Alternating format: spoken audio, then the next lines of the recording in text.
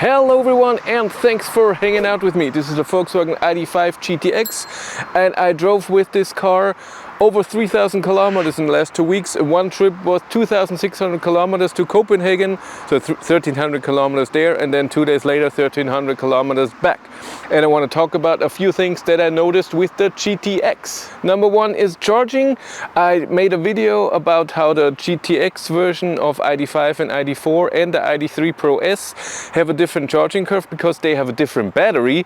I didn't know that. So the different cells from a different manufacturer. So Id.3, Id.4 Pro, Id.5 Pro have a different battery than the GTX versions and Id.3 Pro S, and they have a different charging curve where the Pro goes up to 142 and stays above 100 kilowatt up to almost 70%. GTX goes up to 177 kilowatt but goes under 100 kilowatt at 50 or 48% state of charge. So to 10 to 80% is slower in the GTX. But I noticed on the drive to Copenhagen that except for 2 times we only charged to around 50-55%, and then the GTX is better with charging. So because you should arrive with a low state of charge around 10%, what we did, and then charge just to get to the next charger. 150, 170 kilometers, and it was mostly around 55%. 2 times we charged once to 67%, I think around that, twice to 67% or so. Then it's a tiny bit slower than the Pro, but we noticed that, so charging curve is okay. What I noticed with this button here, you know, in my Id.3 I just press it and it locks when I have the keyless entry on, and here a lot of times it didn't work. So I don't know if it's just this car or it's a thing with Id.4, Id.5. Right now, see, it took twice.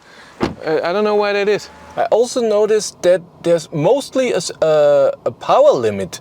So when the battery is not too warm, I have more power limit. I push the car a bit and then I have less power limit. But even at 80% or something, and then when a state of charge goes even down, it's even more power limit because of the GTX all-wheel drive version.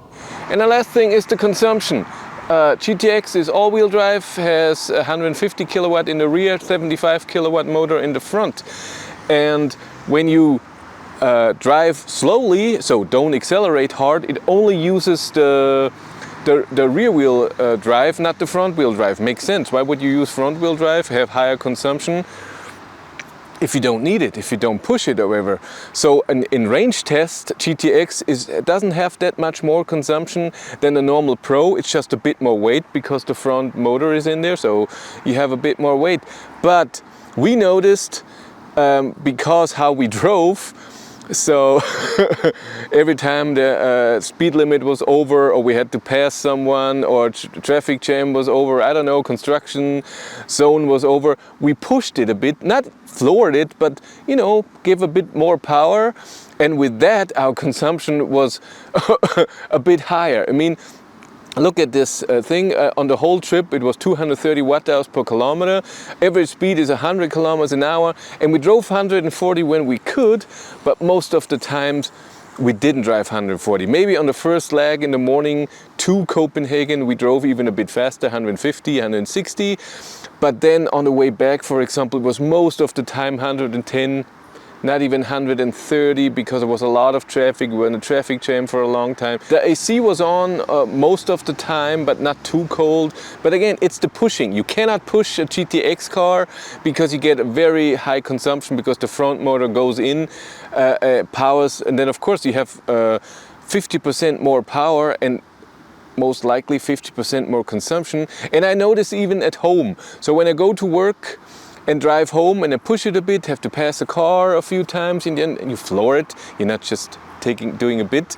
I have the same range on this Id.5 GTX with a 77 kilowatt hour battery than on my Id.3 with a 58 kilowatt hour battery. It already has degradation, has 54 available, and this has a bit of degradation, let's say 75 kilowatt hours. So 33% bigger battery, but same range, because if you push it, if I wouldn't push it and drive a normal way, I think it would be amazing. I saw it with the Id.4 Pro that I had.